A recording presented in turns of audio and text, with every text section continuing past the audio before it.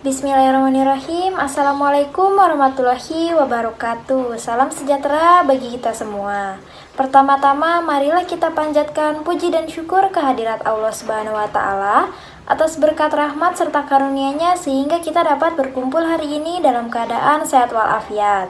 Tak lupa salawat serta salam tercurah limpah kepada junjungan kita Nabi Bana wa Nabiyana Muhammad Sallallahu Alaihi Wasallam, kepada keluarganya, kepada para sahabatnya, dan kepada kita selaku umatnya hingga akhir zaman.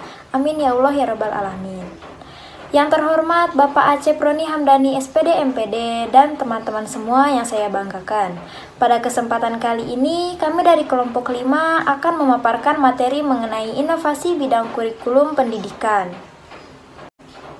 Adapun anggota dari kelompok 5 yaitu yang pertama ada saya Fidilistiana Putri dengan NPM 205060154, yang kedua ada Ramadina Adinda Novianti dengan NPM 205060133, yang ketiga ada Randy dengan NPM 205060142, yang keempat ada Raisman dengan NPM 205060144, dan yang terakhir ada Dian Mayasari dengan NPM 205060163. Untuk materi yang pertama akan dipaparkan oleh rekan saya Ramadina. Kepada Ramadina saya persilahkan. Bismillahirrahmanirrahim. Assalamualaikum warahmatullahi wabarakatuh. Perkenalkan, nama saya Ramadina Adinda Novianti dengan NPM 205060133. Di sini saya akan menjelaskan mengenai pengertian inovasi kurikulum.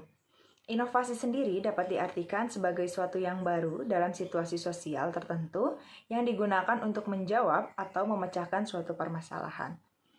Menurut beberapa para ahli, makna inovasi sebagai berikut. Yang pertama, menurut Roger tahun 1983, beliau mengemukakan bahwa inovasi adalah ide, praktik, atau objek yang dianggap baru oleh suatu individu atau unit penerimaan lainnya. Yang kedua, menurut Miles tahun 1973 yang mengatakan bahwa inovasi merupakan sesuatu yang disengaja dan dianggap lebih manjur untuk mewujudkan tujuan dari sebuah sistem. Yang ketiga, menurut Noel dan Nichols tahun 1983 mengemukakan bahwasannya inovasi merupakan suatu perubahan dalam salah satu komponen sistem pendidikan yang bertujuan untuk memperbaiki aspek-aspek tertentu dalam sistem sebagai suatu keseluruhan. Dan menurut Ibrahim dalam Subandiyah tahun 1992 mengemukakan bahwasannya inovasi adalah penemuan yang dapat berupa suatu ide, barang, kejadian, atau metode yang diamati sebagai sesuatu hal yang baru bagi seseorang atau sekelompok orang yang biasa disebut masyarakat. Sedangkan kurikulum merupakan alat yang sangat penting dalam keberhasilan dari suatu pendidikan. Tanpa adanya kurikulum yang tepat dan baik, maka akan sulit untuk mencapai tujuan dan sasaran pendidikan yang dicita-citakan oleh suatu lembaga pendidikan, baik formal, informal, maupun non-formal. Dalam pasal 1 butir 19 Undang-Undang Nomor 20 Tahun 2003 tentang Sistem Pendidikan Nasional, definisi kurikulum yaitu sebagai perangkat rencana dan pengaturan mengenai tujuan, isi, dan bahan pelajaran serta cara yang digunakan sebagai pedoman penyelenggaraan kegiatan pembelajaran untuk mencapai tujuan pendidikan tertentu. Pelaksanaan inovasi kurikulum tidak dapat dipisahkan dari pelaksanaan inovasi itu sendiri. Dilihat dari hal tersebut, inovasi kurikulum dibagi ke dalam dua jenis. Yang pertama ada top-down innovation, yang mana inovasi ini sengaja diciptakan oleh atasan sebagai upaya untuk meningkatkan mutu pendidikan atau pemerataan kesempatan dalam memperoleh pendidikan, ataupun sebagai usaha untuk meningkatkan efisiensi dan sebagainya. Yang kedua ada bottom-up innovation, yang mana inovasi kurikulum ini dibuat berdasarkan ide, pikiran kreasi, inisiatif sekolah, guru, atau masyarakat. Namun, jenis inovasi ini jarang digunakan di Indonesia karena sistem pendidikan yang ada di Indonesia cenderung bersifat sentralistik. Baik, untuk materi selanjutnya akan dipaparkan oleh rekan saya Raisman. Kepada Raisman saya persilahkan. Assalamualaikum warahmatullahi wabarakatuh. Saya akan melanjutkan materi yang barusan sudah disampaikan. Sebelum dimulai materi yang selanjutnya, izinkan saya memperkenalkan diri. Perkenalkan, nama saya Reisman dengan NPM 205060144. Materi selanjutnya yaitu tentang urgensi inovasi kurikulum. Dalam inovasi kurikulum mempunyai banyak urgensi, antara lain yang pertama, agar lebih meratanya kesempatan belajar. Yang kedua, menselarasikan antara kegiatan pembelajaran dengan tujuan kurikulum. Yang ketiga, implementasi kurikulum agar menjadi lebih efektif dan efisien. Yang keempat, menghargai kebudayaan lokal atau daerah.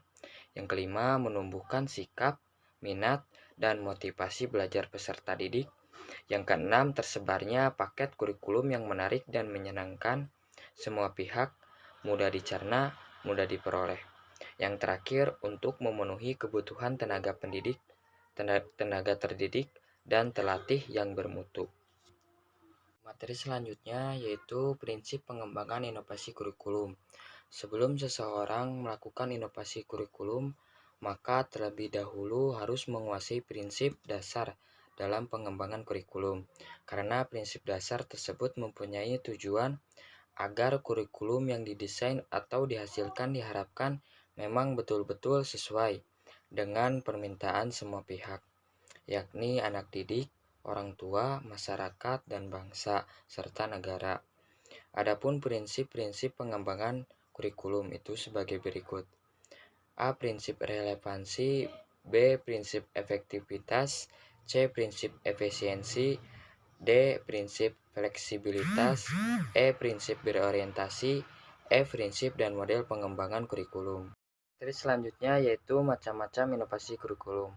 Menurut Neng Aira tahun 2016 mengatakan bahwa berbagai jenis dan macam inovasi kurikulum yaitu yang pertama, pembelakuan kurikulum tingkat satuan pendidikan atau KTSP. KTSP adalah kurikulum operasional yang disusun dan dilaksanakan oleh masing-masing satuan pendidikan. Penyusunan KTSP dilakukan oleh satuan pendidikan dengan memperhatikan dan berdasarkan standar nasional pendidikan BSNP. Dilihat dari adanya perubahan sistem manajemen kurikulum itulah, maka dapat kita katakan bahwa pembelakuan KTSP merupakan salah satu bentuk inovasi kurikulum yang ada di Indonesia. Yang kedua, penyelenggaraan sekolah lanjutan pertama terbuka atau SLTPT. SLTPT merupakan sekolah menengah umum tingkat pertama yang kegiatan belajarnya dilaksanakan sebagian besar di luar gedung sekolah. Penyampaian pelajaran dilakukan dengan memanfaatkan berbagai media sebagai pengganti guru. Misalnya dengan menggunakan paket belajar dengan modul dan pemanfaatan media elektronik seperti radio yang diselenggarakan untuk meningkatkan pemerataan pendidikan khususnya bagi lulusan SD yang ingin melanjutkan pendidikan namun terkendala baik ekonomi maupun kondisi geografis. Untuk materi selanjutnya akan dipaparkan oleh rekan saya Dian Mayasari. Kepada Dian saya persilahkan. Bismillahirrahmanirrahim. Assalamualaikum warahmatullahi wabarakatuh. Sebelumnya izin memperkenalkan diri, nama saya Dian Mesari dengan NPM 205060163. Di sini saya akan melanjutkan pemaparan dari rekan saya mengenai macam-macam inovasi kurikulum. Yang ketiga yaitu adalah pengajaran melalui modul. Pengajaran melalui modul merupakan salah satu bentuk inovasi pendidikan yang pernah ada di Indonesia, yang digunakan dalam berbagai penyelenggaraan pendidikan, baik formal dan juga non-formal. Nah, modul dapat diartikan sebagai suatu unit lengkap yang terdiri sendiri dari berbagai rangkaian kegiatan belajar yang disusun untuk membantu peserta didik untuk mencapai sejumlah tujuan dan dirumuskan secara khusus dan juga jelas. Nah, dalam sebuah modul dirumuskan suatu unit pengajaran secara jelas, mulai dari tujuan yang harus dicapai, petunjuk pembelajaran atau rangkaian pembelajaran, dan juga rangkaian kegiatan belajar, di mana harus dilaksanakan oleh siswa. Materi pembelajaran sampai dengan evaluasi beserta pedoman untuk menentukan suatu keberhasilannya. Baik, pemaparan yang selanjutnya mengenai langkah-langkah pengembangan inovasi kurikulum. Nah, di sini terdapat beberapa langkah atau 9 langkah dalam pengembangan inovasi kurikulum. Yang pertama adalah studi tentang masalah dan kebutuhan masyarakat. Lalu yang kedua adalah studi tentang karakteristik dan kebutuhan anak didik. Yang ketiga adalah mobilisasi suatu perubahan kurikulum. Yang keempat, formulasi tujuan pendidikan atau kompetensi. Lalu yang kelima adalah menetapkan aktivitas dan mata pelajaran. Lalu yang keenam adalah mengorganisasikan pengalaman belajar dan perencanaan unit-unit pelajaran. Lalu yang ketujuh adalah penguji atau uji coba kurikulum yang diperbaharui. Lalu yang kedelapan adalah pelaksanaan atau implementasi kurikulum baru. Dan yang terakhir adalah evaluasi dan kurikulum berikutnya. Lalu yang selanjutnya adalah kendala dalam inovasi kurikulum. Nah, suatu inovasi sering tidak berhasil dengan optimal dikarenakan adanya berbagai hambatan yang disebabkan, seperti estimasi yang tidak tepat. Nah, sering terjadi sebuah kegagalan dalam inovasi disebabkan kurang matangnya perkiraan atau kemungkinan yang akan muncul. Nah, faktor estimasi atau perencanaan dalam inovasi merupakan salah satu faktor yang berpengaruh terhadap keberhasilan inovasi sendiri. Nah, hambatan ini disebabkan karena kurang tepatnya hubungan antar anggota dan tim pelaksana, lalu ada kurangnya koordinasi antara pelaksana dan juga pengambil kebijakan. Lalu yang kedua adalah konflik dan motivasi. Nah, konflik biasanya terjadi dalam proses inovasi di mana adanya pertentangan antara anggota. Hal ini dapat menghambat dan juga merusak dari proses inovasi tersendiri. Nah, selain itu juga motivasi merupakan suatu hal yang timbul dalam suatu proses. Nah, biasanya di mana proses ini bantuan-bantuan yang tidak sampai dengan adanya sikap tidak terbuka, maka adanya motivasi tersebut muncul dalam sebuah konflik. Lalu yang ketiga adalah inovasi tidak berkembang. Nah, hambatan lain yang dapat mengganggu berjalannya inovasi dapat disebabkan karena kurang berkembangnya proses inovasi itu sendiri. Nah, beberapa faktor yang mempengaruhinya yaitu adalah pendapatan yang rendah, lalu ada faktor geografis di mana tidak memahami bagaimana kondisi alam atau letak geografis sendiri. Lalu ada kurangnya sarana komunikasi, lalu ada iklim dan cuaca yang tidak mendukung. Lalu yang keempat adalah masalah internal. Nah, keberhasilan pencapaian program inovasi sangat ditentukan oleh dana yang tersedia, di mana sering terjadinya kegagalan inovasi dikarenakan dana yang tidak memadai. Lalu yang kelima adalah penolakan dari kelompok penentu. Nah, keberhasilan inovasi ditentukan oleh kesungguhan dari peran serta seluruh kelompok masyarakat, khususnya kelompok yang menemukan seperti golongan elit atau pengurus yayasan atau tokoh masyarakat. Lalu yang keenam adalah kurang adanya hubungan sosial. Nah, faktor lainnya yang mempengaruhi atau menghambat inovasi yaitu kurang adanya hubungan sosial yang baik dari berbagai pihak.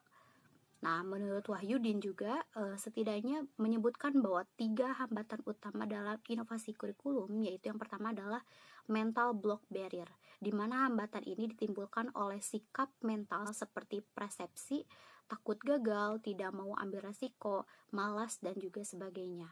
Lalu yang ketiga adalah kultur block, di mana hambatan budaya yang sudah mengakar dan sulit diubah. Dan yang ketiga adalah sosial block, di mana hambatan dari faktor sosial seperti ras, agama, primodalis, dan status sosial dan sebagainya. Mungkin itu cukup sekian pemaparan dari saya. Saya akan kembalikan kepada moderator. Cukup sekian materi yang dipaparkan oleh kelompok kami. Mohon maaf apabila terdapat kekurangan materi maupun kesalahan kata yang kurang berkenan di hati. Wabillahi taufiq wal hidayah. Wassalamualaikum warahmatullahi wabarakatuh.